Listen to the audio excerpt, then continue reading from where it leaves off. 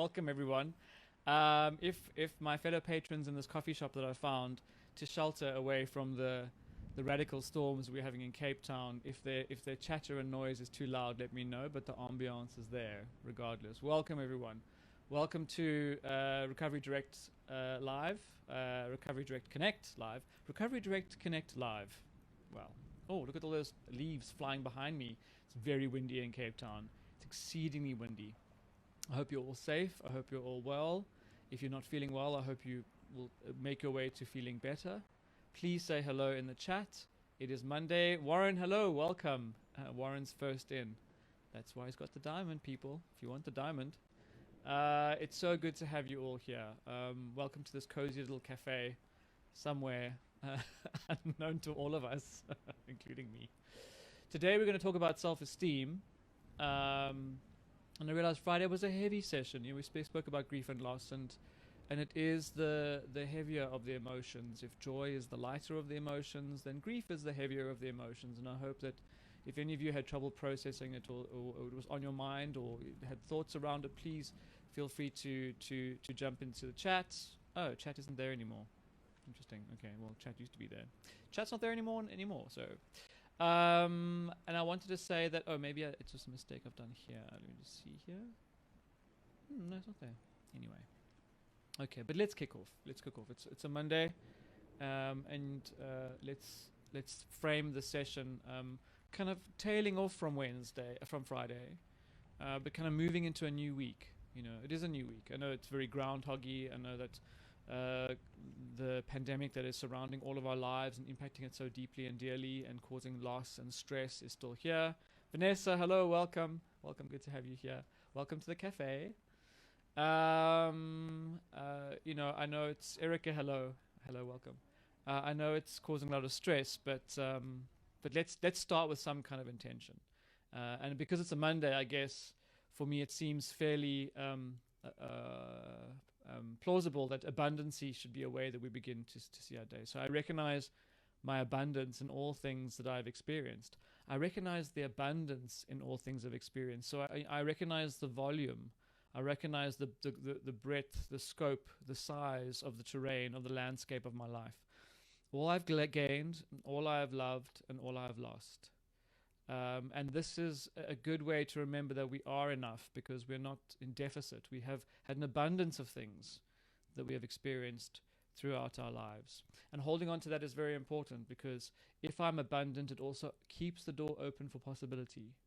If I'm abundant, it means there is resource. If I'm abundant, it also means I can express loss and pain because I'm abundant. And it's a nice way to view it. And maybe that's why I chose a cafe with lots of plants in it today. Who knows?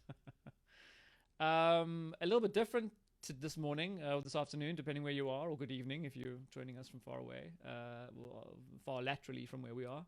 How will you explore today? I don't know, it's midday already, certainly if you're in South Africa, but how will you explore today? Which area that is usually unexplored may you venture into? How will you challenge yourself today? Will you do just one thing differently? Just do one thing with a sense of novelty. Just approach one task in a different way. And then, of course, we encapsulate all of this with gentleness.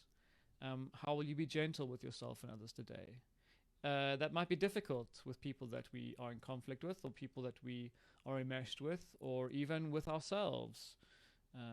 But, I'm asking you questions around this today because it's about abundance. It's about possibility. So today we're going to head into self-esteem. And sure, self-esteem, it gets bandied around a lot. And for me, self-esteem is not a characteristic of who you are. In other words, it's not like you have brown eyes or you have dark hair. That's not what self-esteem is. For me, it's more of a state. And I borrowed this from Very Well Mind, a lovely website, by the way, a free resource on psychology, and I vet it. I've been there, and I like what they have to say on there. It's quite good. But they had a lovely, a very easy and straightforward description of self-esteem. And that is, it's actually used as a descriptor. It's not an actual characteristic. So it's a description of one's overall sense at any given time, in any given moment. And this is important about self-esteem is absolutely contextual. It depends where and what you're doing and where you are, and what you've just been through and what you're about to go through. All of these things. Self-esteem is very, very transient, but it is an overall sense of the worth that I have, or the value I have. How much I appreciate the things I can and can't do, my limitations, my successes. It involves all the beliefs that are underneath self-concept in psychology. So the appraisal of my own appearance, my own belief systems, my own emotions, and my behaviors. And it's a judgment. I would say that self-esteem is either judgment gone right or judgment gone wrong. And it's transitional, and it happens in moments. It changes in context for different people and different environments. And that might be very hard to think about, but it's important to hold on to. And there was a book written, I think it was in the 70s or 80s, Nathaniel Branden, PhD, the man with this very big title book behind me. He wrote The Power of Self-Esteem. And in it, he made some pretty big statements for the time. This was a while ago now, but he made some pretty big statements. And he said, apart from biological roots of psychological problems, so a neurological problem or a biological root or something physical, like actual neurologically distressed, he says, from a psychology standpoint, he can't find he can't think of any other psychological problem, from anxiety to depression, from underachievement at school or work, from fear of intimacy, happiness, success, to alcohol or drug use or dependence, to partner abuse, to enmeshment, intimacy challenges, passivity, chronic helplessness, suicidality, crimes of violence, that is not traceable in at least some way to the issues around self-esteem. And he says there at the end, of all the judgments we pass in life, none is as important as the one that we pass on ourselves. And that's why I said self-esteem isn't necessarily the absence of judgment. It is this judgment fair? Is this appraisal fair? So he wrote this book, The 6 Pillars of Self-Esteem. It's a bit wordy and quite long, but if you'd like to read it, and slightly dated, but I love what he says here. What he's saying is that you are not fundamentally broken because of many other things. It could absolutely be about the lack of appraisal that you have towards yourself that starts causing kind of long-term distresses. So perhaps it's best to just quickly, very, very quickly look at ye old structure of personality. Thank you, Freud, and all the men's shoulders who and women's shoulders who you stood on to make this for us. But we see this little bugger over here, this superego. And this is the sausage that creates all the mayhem. This is the sausage that creates all the mayhem.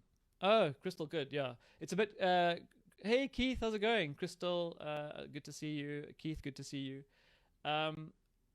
In his book, in Nathaniel's book, The 6 Pillars of Self-Esteem, I'm just warning you, Crystal, because you say you are going to read it. It's a bit dated, and I find that sometimes because it's older, like about 20 or 30 years older than right now, it can lean a little into a moral landscape, which, if you know me, is very dangerous when you're praising a clinical issue such as anxiety or depression or any mental health. So just you read it, but with a little asterisk where that retro just reminds me to just be gentle while I read it. But as we're going through our lives, we're getting fed messages from the outside world, and they store in our unconscious. It starts with no at potty training, around about there, very simplistically, very reductionistically. We start hearing words when we can first start speaking to our parents, words like, no, stop it, don't do it, that's not for you, put that down, you don't belong there. And as soon as these words start going in, they kind of get sucked into the unconscious, and they develop this intense narrative that is very hard to scrub out. Thank you, Crystal. Yeah, I'm giving you a strong kind of like warning, but I am so keen for everyone to read everything and make up your own mind about the material. It's important. Don't believe anything you hear or read. Says the man doing a Facebook Live event. Question everything. So the superego is basically meant to protect us. It's meant to be our moral compass. But because it's fed because it's fed by other flawed human beings, they're sending the messages. because it's who have stressors and their own intrapsychic problems and are parenting children and they've never been parents before and whatever it might be, and schools that are disciplinarian based, and because the systems that fed the messages in weren't doing it in a way that was balanced and fair, means we just internalize those unbalanced and unfair messages, and we don't, as children, we don't know the difference, so we hold those messages, and then we almost form this embryonic, those elastic balls that you see. It's hard to get them going. Has anyone made an elastic ball? I remember we had plenty of time in my childhood because we didn't have the internet or even really a lot of TV. So you make an elastic ball, and to get the beginning of the elastic ball going is quite tricky, and that's what happens in the beginning. But once it's done, then building on the elastics is fairly straightforward. And if you see another elastic, you're like, bloops, it goes on there, and it concretizes the messages. Crystal just sharing, I'm an avid reader, no problem, but thanks for the angle and a slightly older writing message. Cool, yeah. Super. Still a good book, full of really good theory and some really good ideas about moving through to a healthier sense of self-worth. So I'm not going to go into this is for another day, but what basically happens a lot of the time is we have a desire or a need, and the superego is generally the voice that says, no, you can't do this. And it becomes overwhelming, and we don't know what to do with that, so we become anxious, and we tend to do things like have displacement issues like addictions, or we may send all the energy back in again into our psyches, which causes depression and chronic anxiety. But basically, it's from this argy-bargy that happens, and a lot of the problems are from senior superego, getting in the way. And this is important in addiction. Again, not going to go into too much detail. It's important in addiction because often we need to be able to manage situations and not do nothing. And instead of that, we seek psychological relief because it seems to be the easier way. But in fact, what we want to do is if we have self-esteem in these environments, we actually are able to go and motivate ourselves, and we avoid displacements. We avoid things like addiction. And the simple example here that I give is, let's say someone said something horrible to me, and I feel angry about that, and I'm hurt, and I need to say it.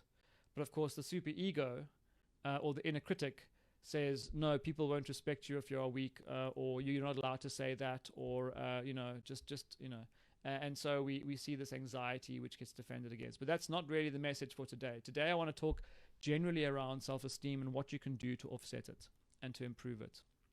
So we've got this delightful dog who's slightly sad.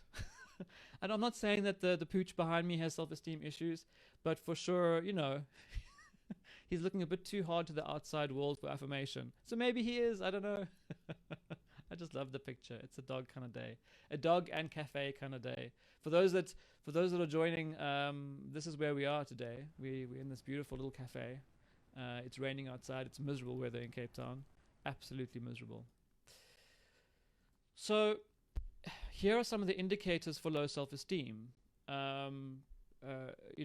If I believe that others are fundamentally better at things than me, or are just better at conversation, better at interactions, better at holding down relationships, better at reading, better at listening, better at singing. These are the kind of things. Dina, I thought you might like he's a cute pooch though, and lovely eyes. So that's the one sign. And of course, remember, self-esteem is contextual. It shifts and changes depending where we are and how we're feeling. So you might be in an environment where people may be better than you, and their esteem around that actually might be quite accurate. But if it tends to be a pervasive thought, a pervasive feeling, a superego thought that keeps coming up in the same kind of message and style. And of course, a low self-esteem would result in someone losing their ability to express themselves because it's super overpowered inner critic. The inner critic is so dominant, that superego, that voice is so dominant, I'm probably going to find it difficult to express my needs. And I may focus on weaknesses. And it's interesting because the focusing on weaknesses is not because I want to punish myself. It's because that superego message is just very, very strong. It's the loudest voice in the room. Crystal's asking a good question. Oh, the chat's disappeared. The chat used to be up here next to me, and it's gone today. I'm sorry about that. She's asking, what's the difference between self-esteem and self-confidence? Confidence is, I think it's task-based, and it's more operational. So, okay, I'll give you an example. I might be confident in a task, but there are many other factors that it might impact my self-esteem. So let's say, for example, if I sing, I sing every single day for a living, and I sing on stages, and I have great self-confidence in my singing. I've built up a repertoire. I do training. My voice is good. But then suddenly I meet someone, and my heart goes pitter-pat, bada-boom, and I'm enamored with them, and I'm afraid to lose them. And then suddenly they say to me at dinner, at a romantic dinner, "Won't you sing for me?" If I feel like what I'm about to do is going to impact who I am, I'm not lacking in self-confidence. I know that I can sing, but my self-esteem might be very low in that moment, and therefore I don't. And so it's very possible to have self-confidence, but also to be smothered in certain situations with self-esteem. Yeah, there we go. That's there we go. Dean's on it. Yay! Yeah, so self-confidence is more operational.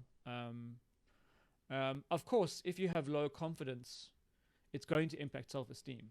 But I think esteem can be even more powerful. Esteem can actually suppress self-confidence.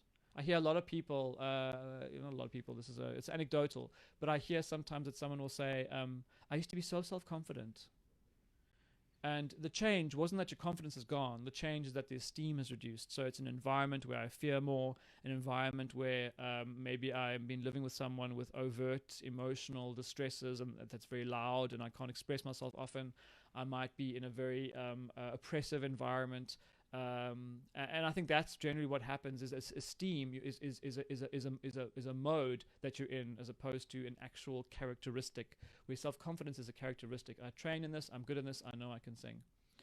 Your frequency of experiencing feelings of experience, you frequently experience feelings such as shame, depression, or anxiety. So this is a common area. Again, this has to do with the superego being in charge and not being able to exhibit a lot of emotions. I may have a negative outlook. I may have a negative outlook. And of course, if I keep feeling really bad about myself, I'll probably feel quite bad about the world too. I might have an intense fear of failure, i.e. starting a task or starting something or doing something is not exciting. It's not like, wow, this is going to rock. Doesn't matter if I fail. I'm governed more by the fact that I might actually have fail. Crystal, it could very well be. I don't want to speak. I mean, yes. So that's it. So systemically, if I'm in an environment that is oppressive, and then there'll be a reason why I don't change the environment, but that maybe doesn't sit within my capabilities, and therefore within my self-confidence. Because if I'm confident about going up and telling people them exactly where they sit with me, I wouldn't have esteem issues. So it moves in both directions. Getting compliments might be difficult because the superego is just batting them off. As soon as the compliment comes in, I'm second guessing it. They're just saying that because they want you to be happy. They're just saying that because, shame. They want you to feel included. The superego is a real, excuse my language, but a bastard. You have trouble saying no. Of course, if I have a low self-esteem, no is going to be a word that hardly ever comes out my mouth. And I will generally put other people's needs before my own. And you will struggle with confidence. Remember, this is contextual. Remember the example of me singing to my partner at dinner. I know I'm confident, but now I'm struggling. Now I'm like, well, am I that good at singing actually? But let's turn it around. And today is going to be all about some of the things you can do to move yourself towards better self-esteem or healthier self-esteem. And I'd actually like to just say, it's not just moving towards better self-esteem. It is moving towards realistic self-esteem. And this is very important. So, signs of a healthy self-esteem. I avoid making the past prescribe the present. I avoid making, that's just what I always do. It's just who I am. I can't find someone like good to be with. You can hear that narrative is missing. There's a narrative that moves into the future that I am worth better things. I don't let the past continue to prescribe me. I'll tell you how you can go through these things, how you can operationally make them work for you. If I have a healthy self-esteem, I would express my needs. I wouldn't be self-inhibited. This makes perfect sense.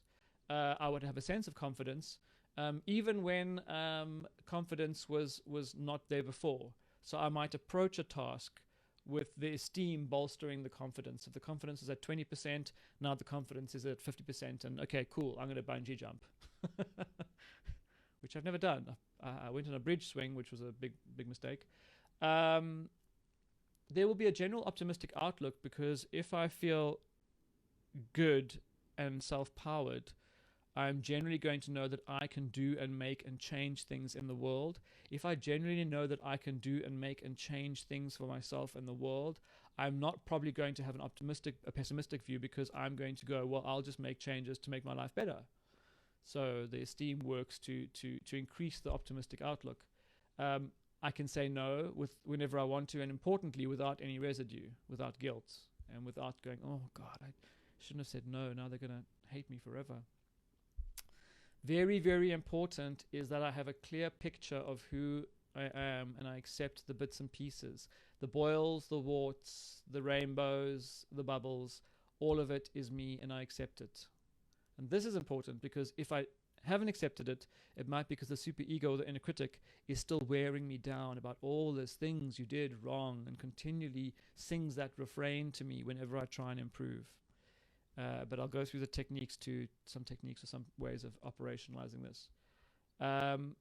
If I have a healthy self-esteem, I will be accepting of and process mistakes and challenges. If I do something wrong, I will be able to process it and go, yes, I effed up. This is something I shouldn't have done. And I'll be able to process through that challenge as well. I'm not going to sit and go, no, I didn't do that, or oh my God, I'm so sorry I did that, I'll never do it ever again. No, I look at something and I go, this is why it happened, and let's talk about it. And a healthy self-esteem means I'll feel okay to move into conflict when change is required. So, let's break these down individually. Avoid making the past prescribe the present. Oh, this is the same slide for confidence. I've got the same slide twice. Lel. Well, on a better background. Okay, this is probably it. There we go. It's an italic, which is what I wanted. Okay, so if I am feeling, hamstrung by the past, and I continually live in the past, or I describe or prescribe my future or my present based on the past, the solution, of course, is to evaluate it in a gentle, non-judgmental way. That's it. And there's many, many ways you can do that. There are many, many ways you could do that. Of course, you could have counseling. You could go into psychotherapy. You could be in mediated sharing groups. So an idea, if you and a few friends, if income is an issue or whatever, proximity, you can do group work. Just say to some friends, let's get together, let's get a counselor or a counselor or a psychotherapist, and say to them, hey, can we do group work? We want to work on these things together. It's a good way of trying to kind of take the power back and make your own stuff. But the whole idea here, of course, is that I'm taking time to unravel ascribed roles, irrational beliefs, inner critic voices and messages, and the effects of parenting styles and attachments. And if I go through those processes, I'm no longer hamstrung by letting the past prescribe the present. Another idea is, if you don't really have anywhere to go and you've got some time on your hands, or even if it's a good idea, is write out your story. Write out your life story slowly. Take it very, very slowly. I think that everyone, from a counseling perspective, you should all write your memoirs. You should all do it anyway. Depending on what you believe, you have one shot on this planet. So why don't you write a book about it? 5 minutes a day, 5 minutes a week, 10 minutes on the weekend, whenever you can find time. Maybe only once a month. Once a month, go and sit on a park bench and just write for an hour. Whatever it looks like for you. We should record our time on this planet. I think it's a wonderful, beautiful thing to do. I think just the act, actually, of writing out one's story. And of course, being very gentle about it as well. And also to hold in our minds that the brain is a time machine. Your brain is a time machine. It literally, to predict what's going to happen next, it remembers the past. That's literally how the function of the synaptic pathways work. So know that that is happening with you every single moment of every single day. And so not just explore the past, but also if you walk into a room and you see this person in front of you and you have to have this conversation, be gentle, breathe in, go, I'm not determined by the past anymore, but it certainly is going to try right now to determine what happens. But I want new outcomes. Okay, so I hold in my mind that the past will try very hard to control the kind of behaviors that I'll have or the things I will and won't say. And in that way, I'm honoring myself because I'm allowing myself to be free just for that moment of a lot of past messages. So remember in the present that the past is usually mostly in charge. That's why you can breathe on your own, otherwise you wouldn't be able to. If there are any questions, just jump in. I'm kind of just giving you a lot of tips today because it's a Monday and I want to make sure that you go away with a full larder. This is a tricky one, of course. If I do have a good self-esteem, I'm expressing my needs. So use the communication tools to express yourself. I give them quite often in these sessions. Dean, how is it possible that a person can have a high self-esteem and lots of self-confidence, but after a major trauma, both goes down the drain? Steve, hello. Welcome back. It's lovely to have you here. Everyone, please say hello to Steve. It's so good to have him back. Write your memoirs. Write them. Gosh, you all deserve to. It's a beautiful experience. Write them down. Who knows? If you publish it, you get a bonus of a published work. I'm not saying you should, but you know. So back to Dean's question. Sorry, I had chat up. And chat is now gone. We used to have chat over here, so I could talk to everyone. But this coffee shop is not allowing chat. I'm gonna have to find a new coffee shop. She says, how is it possible that a person can have a high self-esteem and lots of self-confidence, but after a major trauma, both goes down the drain? For me, the question, Adine, answers itself. There'll obviously be effects of major trauma.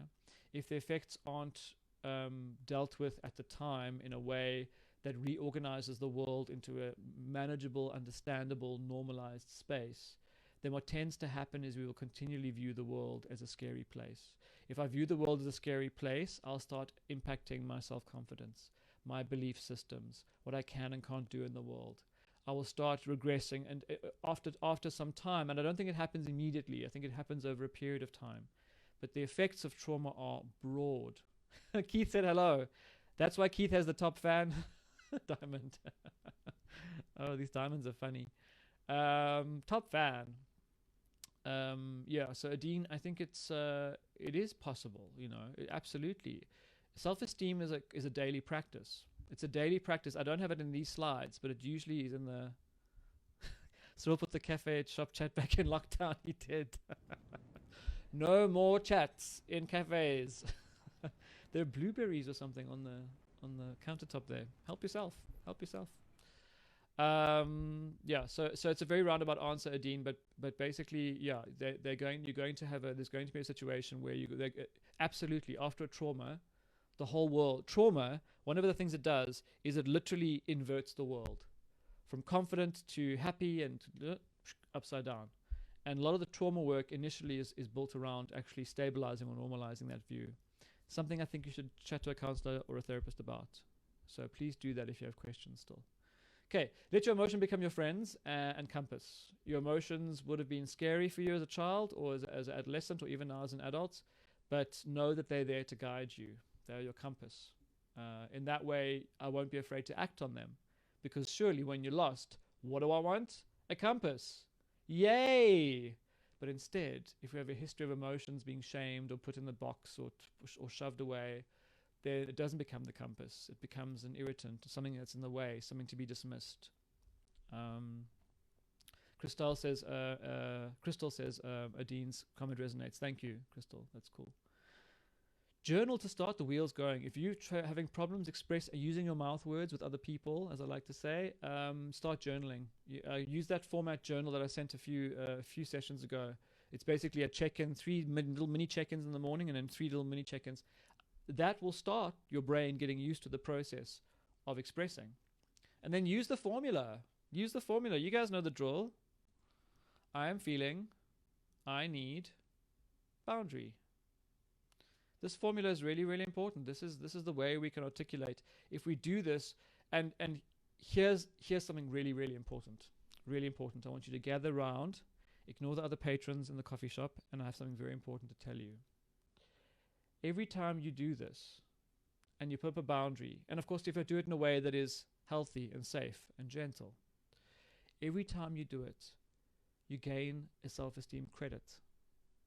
And the thing is, the more credits you have, I don't know how this bank works, but the more credits you have, the easier this becomes. The less I do this, or every time I'm meant to do this and I don't do it, I'd have to take a credit out.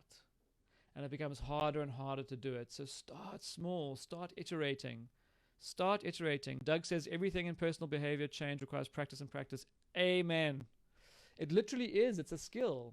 It's like cooking. When you first cook, you burn rice. Okay, maybe maybe not everyone. When you first cook, you burn rice. When you first make toast, you burn it. When you first make a bolognese, it doesn't taste like bolognese. It tastes like soupy cans of tomato or whatever. You know, you need to know that these things take practice. And unfortunately, we're sitting in an environment where practicing is tricky. So journaling is one good way. Writing down is one good way. Checking in with a counselor once a month or once a week or whatever you can afford. Doing group work. So get a few friends together and do groups, you know. Say no when you want to without residue. And to say no, you need to understand what attachment patterns I'm in. And for those of you that remember, if I am in an anxious attachment pattern with my partner, I'm not going to be able to say no. So know how to resolve that. Know how to create security and safety. And to move towards an attachment style, but also be gentle with yourself, because if I am in an anxious attachment pattern with another human being, it's going to be very hard to say no. I'm going to need time and gentleness and skills. Use the knowledge to approach relationships differently. So this is what I'm saying. So once you know that attachment style with that person, and remind yourself that saying no doesn't mean the world is going to collapse under your feet. Yes, some people might not like it. A lot of people don't like hearing no, especially if they've walked all over you or had their way, or just, you know, been in the relationship where it's easy breezy. They're not going to like no. Of course they're not going to like no. But remind yourself that no is not the same as a child. You're now an adult, and when you say no, it can mean no without the world imploding. And this is an important message to hold in your heart. And remind yourself that it's actually okay not to be liked. As a child, that meant isolation, it meant desolation, it meant abandonment. But as an adult, it's actually okay not to be liked by every single human being. The no is okay. Hear your rights. To thank you all for sticking around today. I've gone over time as per usual, which is pretty much my norm. You have a right to say no without feeling guilty. You have a right to be treated with respect. You have a right to make your needs as important as others. This, I think, is probably one of the most important. You have a right to be accepting of your mistakes and failures. And you have a right not to meet others' unreasonable expectations of you. I think finally we have, look at your strengths. Oh, this is the final one? Oh, Dean's going. Bye, Dean. Sorry, I'm going over today. I'm going to finish this. I spent time on these slides. For those of you who want to hang around, I'm just going to finish them off and finish it. To know your strengths and weaknesses, practice one strength a day to reinforce it. It's always easy to reinforce a strength. If you don't know what your weaknesses are, this is Johari's window. Get together with some good friends and practice Johari's window. Google how to do Johari's window online. There's actually a whole, I think there's one of the websites has a whole way of doing it. You will find your blind spots. Keith is like, is it normally because I just eject. I'm like, oh, slide 5, who cares? Bye, everyone. I'm just going to finish because I think it's important. If I know the terrain of my weaknesses and I'm not defending against them, when I say weakness, maybe this behavioral stuff I have that I kind of know I do, but I don't want to know. If I can be in a gentle environment where someone can pass that out to me, I think that might be very, very useful. So Google Johari's window and do some examples. I think this is the final slide, everyone.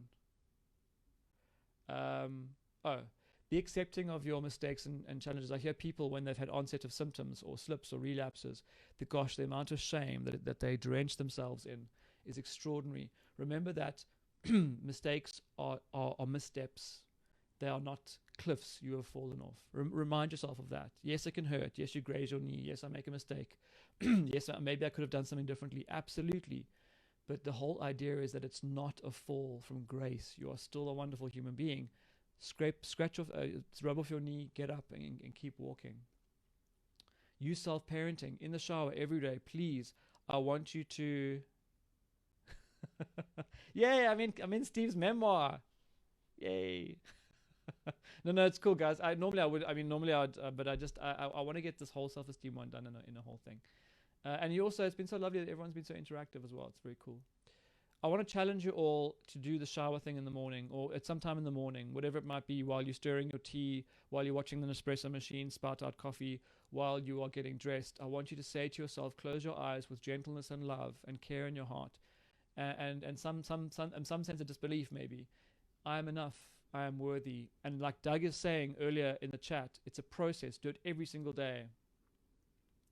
And then finally we have, get into conflict. Move into the conflicts that you've been avoiding. Do it gently. Find mediation if you need to. Find people to help you. But get moving into conflict. Go into those conflicts, because those conflicts are going to really, really stay there and make you still feel like you have no ability to move out of them and hammer your self-esteem. Now I'm done. A quick roll of honor. Steve, thank you. I can't wait to be my name to be in your book. It's a very unusual name. Keith, thank you. Adine, thank you for sharing. Crystal, thank you for sharing. Doug, thank you for sharing. Everybody, thank you for sharing. You all get gold stars. You're all amazing. You are all worthy, and you're all enough.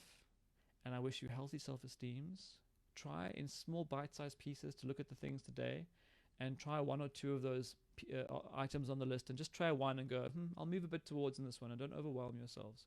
It's been super to have everyone here. Erica, Warren, all of you. Thank you so much. Have a super Monday. You are abundant. And I will see you for Q&A. Get your Q&As ready for Wednesday. Who knows where we're going to be? I'm not staying in this coffee shop. They don't allow me to see the chat here. Have a lovely Monday, everyone. And I'll see you all on Wednesday. Take care.